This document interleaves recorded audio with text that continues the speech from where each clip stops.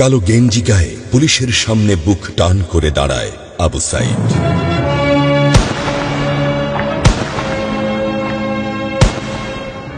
Police তাকে রক্ষা করার বদলে গুলি করে। ঠাস ঠুস কয়েকটা গুলির মধ্যে একটা গুলি লাগে তার কোমরে। খানিকটা ভাঁজ হয়ে যায় শরীর। সম্ভবত সে বুঝতে পারে নাই। ঘাড় ঘুরিয়ে কোমর দেখার চেষ্টা করে একবার, তারপর আবার আগের মতো আবার দুই হাত প্রসারিত করে সিনা টান করে দাঁড়ায়। ডান হাতে ছোট্ট একটা লাঠি। বিশ্ববিদ্যালয়ের প্রধান ফটকের পাশে বেশ কয়েকজন পুলিশ, হাতে রাইফেল, রাইফেলের তাজা গুলি, আবারও গুলির শব্দ। পরে গুলিটা কোথায় লাগলো বোঝা গেল না। তবে আবু সাইদ টলছে। পড়বে পড়বে ভাব, কিন্তু সে সোজা হয়ে দাঁড়ানোর চেষ্টা করছে। গুলি খাওয়ার আগে ফেসবুকে তার শেষ পোস্ট ছিল, যতদিন বেঁচে আছেন মেরুদণ্ড নিয়ে বাঁচুন।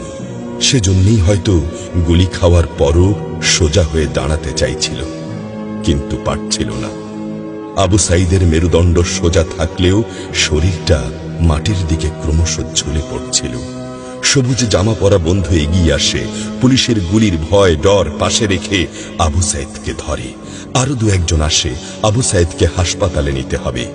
আবু সাইদ হাঁটতে পারছে না, শরীর ছেড়ে দিচ্ছে। 4-5 জন হাত পা ধরে শূন্যে তোলে। আবু সাইদ ঝুলছে আর রক্ত পড়ছে টপ টপ টপ। যে আবু সাইদ কিছুক্ষণ আগেও বুক চিতিয়ে দাঁড়িয়ে কোটা সংস্কার আন্দোলনে নেতৃত্ব দিচ্ছিল, সে এখন শূন্যে ঝুলছে, যেভাবে ঝুলছে মেধাবীদের ভাগ্য। রাত 10টার আগেই বাড়িতে যাওয়ার কথা ছিল আবু সাইদের। মা অপেক্ষা করছে, বোন অপেক্ষা করছে। তখনও তারা জানে না আবু সাইদের মৃত্যু সার্টিফিকেট লিখছে কর্তব্যরত ডাক্তার। নাম আবু সাইদ, পিতা মকবুল, ঠিকানা বাবনপুর, পীরগঞ্জ, রংপুর। বয়স 25। মৃত্যু কারণ আগমনের সময় মৃত্যু। তারিখ 16/7/24, রাত 8টা 5 minute. Serial number 240434, Rangpur medical college হাসপাতাল। পরিবারের একমাত্র শিক্ষিত ছেলেটা খুন হয়ে গেছে। মা যখন জানল দুনিয়া কি আর ঠিক আছে তার কাছে, বিলাপ করে বলে, আমার ছেলের চাকরি না দিবি না দে, গুলি করলো কেন?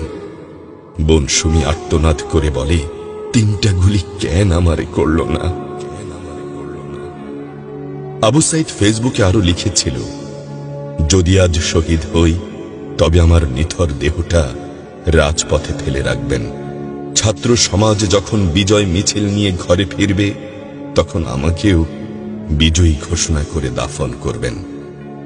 একজন পরাজিতের লাশ কখনো তার মা বাবা গ্রহণ করবে না।